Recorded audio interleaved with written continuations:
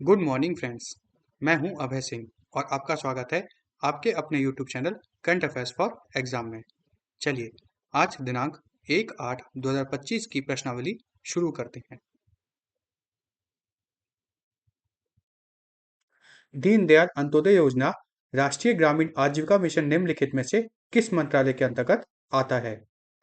ग्रामीण विकास मंत्रालय, आयुष मंत्रालय, रसायन और उर्वरक मंत्रालय, वित्त मंत्रालय। इसका सही जवाब है ग्रामीण विकास मंत्रालय। दीनदयाल अंत्योदय योजना राष्ट्रीय ग्रामीण आजीविका मिशन अर्थात DAY NRLM ग्रामीण विकास मंत्रालय का एक प्रमुख कार्यक्रम है। फ्रेंड्स, ये विभागों की जानकारी याद कर लीजिए क्योंकि इससे प्रश्न आ सकते हैं। अच्छा, इस योजना में गरीबों खासकर महिलाओं के लिए मजबूत संस्थानों के निर्माण के माध्यम से ग्रामीण गरीबी को कम करने पर ध्यान केंद्रित किया जाता है। यह कब शुरू हुई थी? यह योजना शुरू हुई थी 2011 में। तब इसे NRLM कहा जाता था। बाद में 2016 में इसे DAY NRLM कहने लगे, अर्थात पहले पहले इसे नेशनल रूरल लाइवलीहुड मिशन कहा जाता था। बाद में 2016 में इसे दीनदयाल अंत्योदय योजना नेशनल रूरल लाइवलीहुड मिशन कहा जाने लगा, मतलब DAY 2016 में जोड़ा गया। इस मिशन का उद्देश्य ग्रामीण गरीबों के लिए स्थायी और विविध आजीविका के अवसर पैदा करना है। अब इस विषय पर हम चर्चा क्यों कर रहे हैं? क्योंकि हाल ही में केंद्रीय मंत्री शिवराज सिंह चौहान ने बताया कि महिला स्वयं सहायता समूह को 11 लाख करोड़ रुपए के अधिक से ऋण हाल ही में वितरित हुए हैं इस योजना के अंतर्गत। चलिए अगले प्रश्न पर आते हैं। हाल ही में केंद्र ने निम्नलिखित में से किस राज्य के लिए AI आधारित सड़क सुरक्षा पायलट परियोजना को मंजूरी दी है? गुजरात, उत्तर प्रदेश, केरल, असम। इसका सही जवाब है उत्तर प्रदेश। हाल ही में केंद्र ने उत्तर प्रदेश के लिए AI आधारित सड़क सुरक्षा पायलट परियोजना को मंजूरी दी है। यह भारत में किसी राज्य परिवहन विभाग द्वारा किया गया पहला AI संचालित सड़क सुरक्षा प्रयोग है।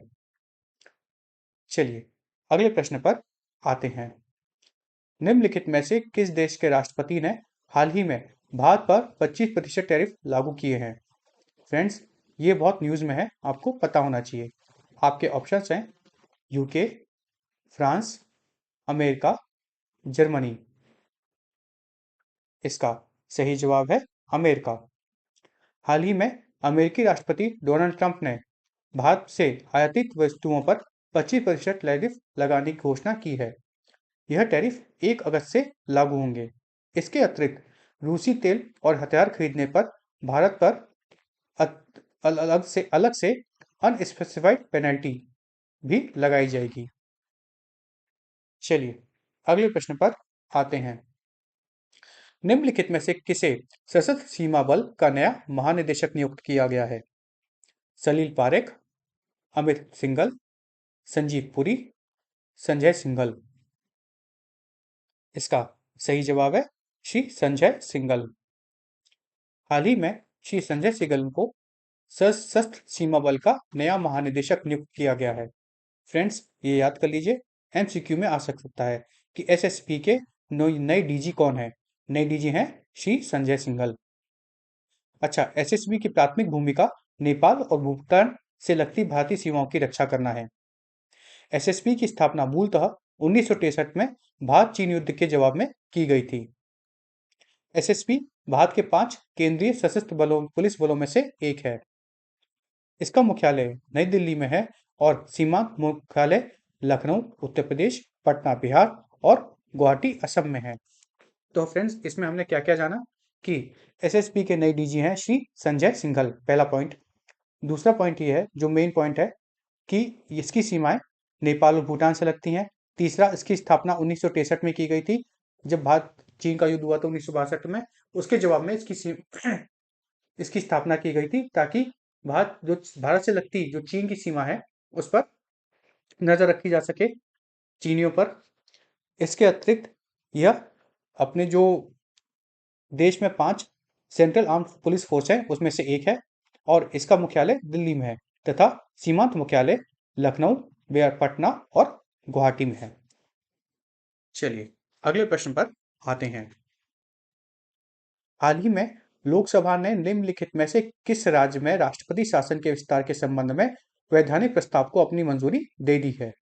आपके ऑप्शंस हैं मणिपुर, नागालैंड, पश्चिम बंगाल, त्रिपुरा।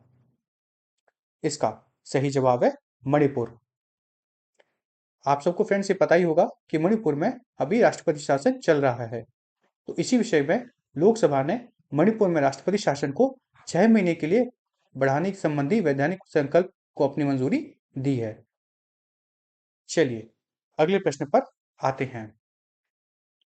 निम्नलिखित में से किसे पीएनजी का अध्यक्ष नियुक्त किया गया है? पीएनजी का फुल फॉर्म है प्रोएक्टर एंड गैम्बल। यह एक एफएमसीजी टाइप की कंपनी है। चलिए इसके ऑप्शंस हैं सलील पारेख, शैलेश जेजुरीकर, अमित सिंघल, संजीव पुरी। इसका सही जवाब है शैलेश जेजुरीकर। प्रोएक्टर गैम्बल ने शैलेश जेजुरीकर को अपना अगला अध्यक्ष अर्थात प्रेसिडेंट और सीईओ नियुक्त किया है।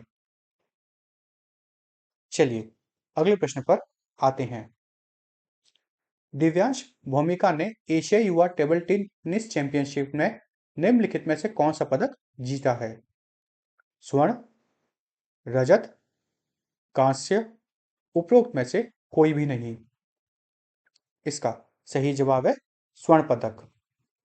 हाल ही में भारत की दिव्यांशी भूमिका ने एशियाई युवा टेबल टेनिस चैंपियनशिप में स्वर्ण पदक जीता है।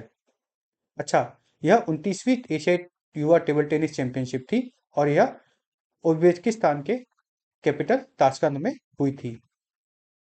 तो यहाँ फ्रेंड्स इसमें 2 एमसीक्यू हैं कि Asia youth table tennis championship Shri Divyanshi भूमिका ने जीता है।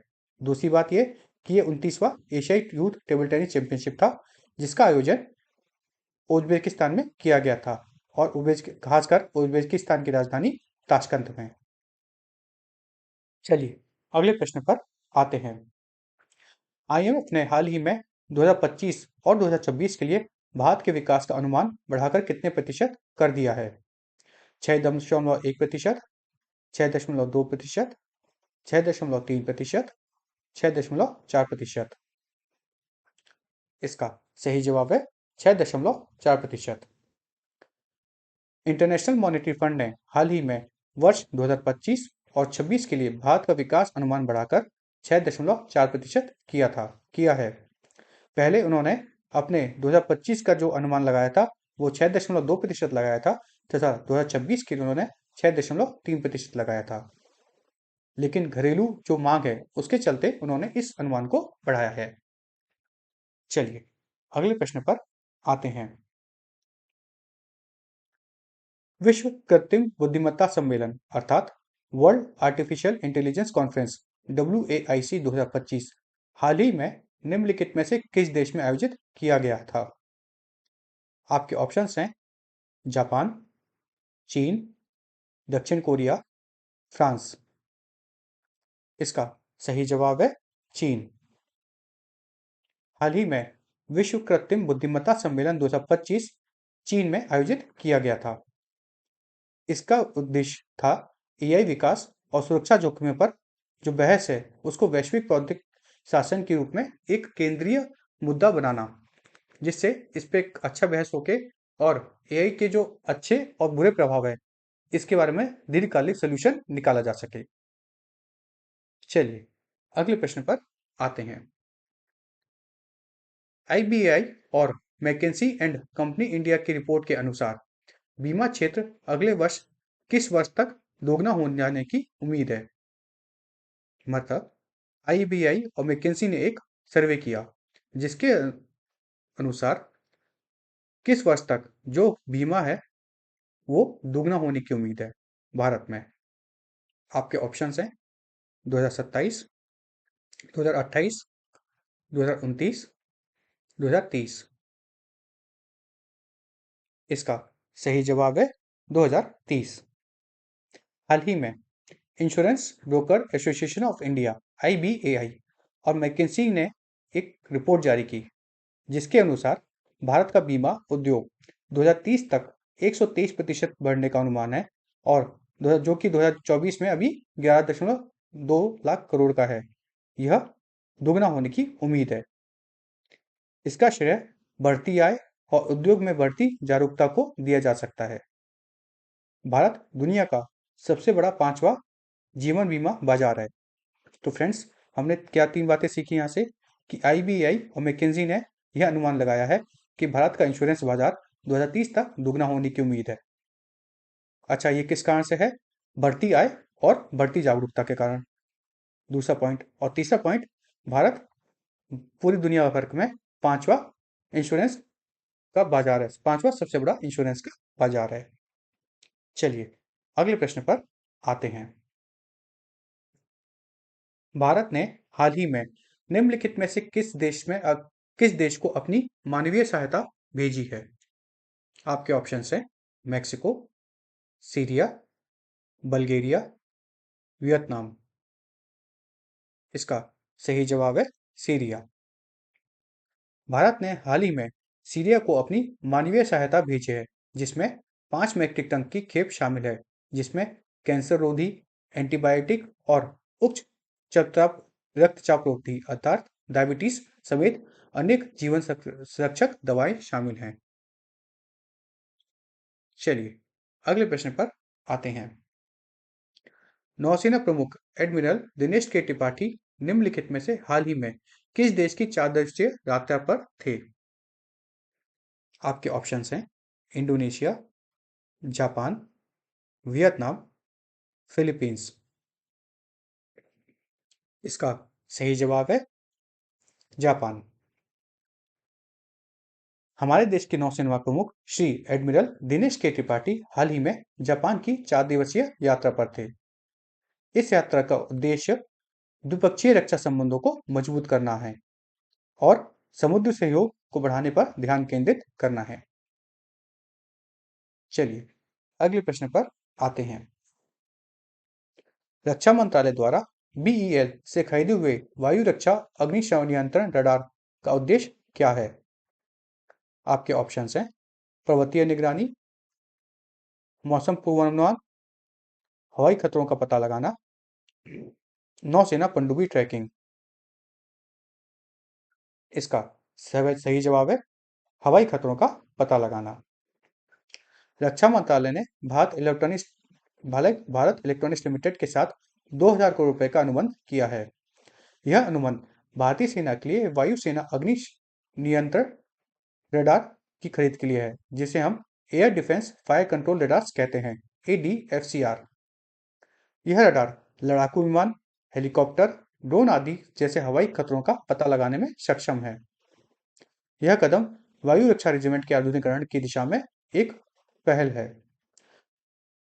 चलिए अगले प्रश्न पर आते हैं। किस राज्य ने हाल ही में लुप्तप्राय पौधों के संरक्षण कार्यक्रम की शुरुआत की है? मैं फिर से रिपीट करता हूं। Which state had recently launched an endangered plant conservation program? आपके ऑप्शंस हैं उत्तराखंड, हिमाचल प्रदेश, उत्तर प्रदेश, झारखंड। इसका सही जवाब है उत्तराखंड। उत्तराखंड ने लुप्तप्राय पौधों के संरक्षण के लिए विशेष कार्यक्रम शुरू किया है। इसका उद्देश्य जैव विविधता को संरक्षित करना है। अच्छा, उत्तराखंड के बारे में एक और बात बताऊं कि हमने पहले भी पढ़ा है कि उत्तराखंड ने हाल ही में पहली योग नीति बनाई है। फ्रेंड्स, यहाँ से आज का एक MCQ आता है। आपको ये बताना है कि जिम कॉर्बेट नेशनल पार्क हाल ही में न्यूज में था। यह किस राज्य में है? और अगर आप डिटेल में बता सके ये किस लिए न्यूज में था तो और अच्छा। चलिए अगले प्रश्न पर आते हैं। किस राज्य सरकार ने बांग्लादेशी हिंदू शरणार्थी परिवारों को भूमि अधिकार दिए हैं? आपके ऑप्शंस हैं पश्चिम बंगाल, उत्तर प्रदेश, असम, त्रिपुरा।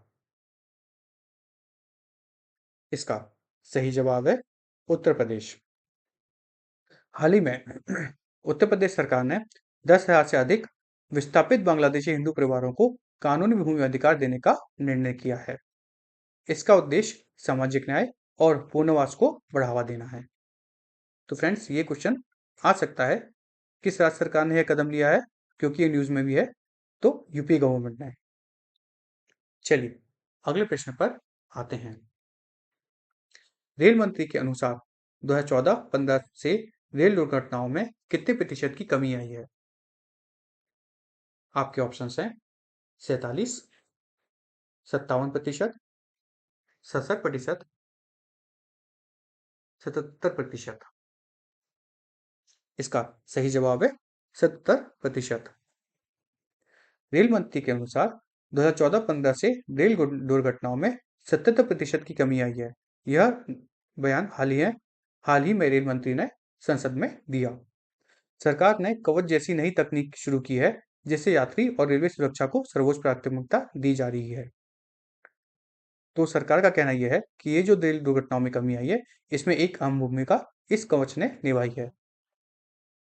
कवच भारतीय रेलवे द्वारा स्वदेशी रूप से विकसित स्वचालित ट्रेन सुरक्षा प्रणाली है, जिसे हम ऑटोमेटिक ट्रेन प्रोटेक्शन सिस्टम भी कहते हैं। इसे मानवीय भूल के कारण होने वाली दुर्घटनाओं जैसे सिग्नल पासिंग एंड डेंजर और ओवर स्पीडिंग को रोककर ट्रेन सुरक्षा को बढ़ाने के लिए डिजाइन किया गया है। कवच का विकास किसने किया है? कवच का विकास रिसर्च डिजाइन और स्टैंडर्ड ऑर्गेनाइजेशन ने किया है, जिसे हम RDSO भी कहते हैं। तो फ्रेंड्स यहाँ से कौन से MCQ बने हैं? पहला कि रेल दुर्घटनाओं में 2014-15 से अभी तक 77% की कमी आई है, पहला। अच्छा, दूसरा, कवच इंडिज ये भारत में ही बना हुआ है। तीसरा कि इसे RDSO ने बनाया है। फ्रेंड्स आज की प्रश्नावली यहीं समाप्त होती है। चलिए आज जो हमने पढ़ा है उसका रिवीजन कर लेते हैं। दीनदयाल अंत्योदय योजना राष्ट्रीय ग्रामीण आजीविका मिशन ग्रामीण विकास मंत्रालय का एक प्रमुख कार्यक्रम है। हाल ही में केंद्र सरकार ने उत्तर प्रदेश के लिए AI आधारित सड़क सुरक्षा पायलट परियोजना को मंजूरी दी है। अमेरिका भारत से आयातित वस्तुओं पर 25% टैरिफ लगाएगा। साथ ही रूसी तेल और हथियार खरीदने के लिए अलग से एक अनस्पेसिफाइड पेनल्टी भी लगाएगा। संजय सिंघल को सशस्त्र सीमा बल का नया महानिदेशक नियुक्त किया गया है। इंपॉर्टेंट है फ्रेंड्स, यहाँ से क्वेश्चन आएंगे, एक यहाँ से और एक ये DAY NRLM से भी क्वेश्चन आ सकते हैं, तो इसके बारे में थोड़ा सा नजर रखिएगा। लोकसभा ने मणिपुर में राष्ट्रपति शासन को 6 महीने के लिए बढ़ाने संबंधी वैधानिक संकल्प को अपनी मंजूरी दी है। प्रॉक्टर गैम्बल ने शैलेश जेजुरीकर को अपना अगला अध्यक्ष और मुख्य कार्यकारी अधिकारी नियुक्त किया है। दिव्यांशी भूमिका ने हाल ही में एशिया युवा टेबल टेनिस चैंपियनशिप में स्वर्ण पदक जीता है। अच्छा, ये कहाँ हुआ था? ये हुआ था उज्बेकिस्तान की राजधानी ताशकंद में हुआ था, और ये 29वां Asian youth table tennis championship था। एक क्वेश्चन यहाँ से भी बन सकता है, एक दो क्वेश्चन तो। IMF ने हाल ही में 2025-26 के लिए भारत के विकास का अनुमान बढ़ाकर 6.4% किया है। World artificial intelligence conference 2025 China में हुआ। एक क्वेश्चन यहाँ से बन सकता है कि कहाँ हुआ, एक सिंपल क्वेश्चन बन सकता है, इससे ज़्यादा नहीं पूछेंगे, तो इसके बारे में आप जान लीजिए। Insurance brokers association of India और मैकिन्सी के अनुसार भारत का बीमा उद्योग 2030 तक 123% बढ़ने का अनुमान है। नौसेना प्रमुख एडमिरल दिनेश के त्रिपाठी हाल ही में 4 दिवसीय जापान के दौरे पर थे। रक्षा मंत्रालय ने भारत इलेक्ट्रॉनिक्स लिमिटेड के साथ 2000 करोड़ रुपए का अनुबंध किया है। किसकी खरीद के लिए? रेडार्स की खरीद के लिए। उत्तराखंड ने लुप्त पौधों के संरक्षण के लिए विशेष कार्यक्रम शुरू किया है। उत्तराखंड पहला राज्य भी था जिसने एक नई योग नीति चालू की है। तो यहाँ से क्वेश्चन बन सकता है, यहाँ से 2-3 क्वेश्चन बन सकते हैं इनफैक्ट। यहाँ से एक ये क्वेश्चन इंपॉर्टेंट बन सकता है कि किस राज्य सरकार ने विस्थापित बांग्लादेश हिंदू परिवारों को कानूनी भूमि का अधिकार देने का निर्णय लिया है? तो किसने किया है? उत्तर प्रदेश राज्य सरकार ने। एक MCQ यहाँ से बन सकता है। भारत ने हाल ही में सीरिया को मानवीय सहायता भेजी है, जिसमें 5 मीट्रिक टन की खेप शामिल है। और रक्षा मंत्री के अनुसार 2014-15 से रेल दुर्घटनाओं में 77% की कमी आई है। फ्रेंड्स आज की प्रश्नावली यही समाप्त होती है। मैं अपने क्वेश्चंस में कोशिश करता हूँ फ्रेंड्स कि क्वेश्चन के साथ में कुछ 3-4 पॉइंट आपको जरूर बताऊं जो उस विषय के आसपास के हों, क्योंकि जरूरी नहीं फ्रेंड्स कि जो विषय चल रहा है उससे ही क्वेश्चन आए, क्योंकि वो तो सबको पता है। उसके आसपास के 2-3 पॉइंट्स मैं इसलिए बताता हूँ कि 95% केसेस में मैंने देखा है कि उसके आसपास के क्वेश्चन पूछे जाते हैं। तो फ्रेंड्स, उसके आसपास के क्वेश्चन मैं आपको इसलिए बताता हूँ, आपकी भलाई के लिए। अगर आपको इससे फ़ायदा मिलता है तो कमेंट करके बताइएगा। साथ ही कोशिश करिएगा कि आप जब भी पढ़ें तो ज़रूरी नहीं कि आपको वो एक पॉइंट ही याद करना है। हो सकता है उस जो आपने सेंटेंस पढ़ा है, वो जो वाक्य आपने पढ़ा है, उसमें से 3-4 क्वेश्चन बन जाएँ अलग-अलग। तो कोशिश करिए कि वो पूरा आपको याद हो, पॉइंट वाइज़ याद कर लो। कुछ भी पूछा जा सकता है और सब कुछ पूछा जा सकता है। तो मैं भी ये कोशिश करता हूँ कि आपको कितने एमसीक्यू बन जाएँ या कैसे एमसीक्यू बन जाएँ, उसके बारे में बताते रहूँ। तो आपको कैसा लगा मेरा सेशन बताइएगा कमेंट में, तथा लाइक एवं सब्सक्राइब अवश्य कीजिएगा। और अगर आपको यह सेशन अच्छा लगा, ज्ञानवर्धक लगा, तो अपने साथियों के साथ शेयर कीजिएगा ताकि उनको भी लाभ मिल सके। धन्यवाद। जय माता दी, जय भारत।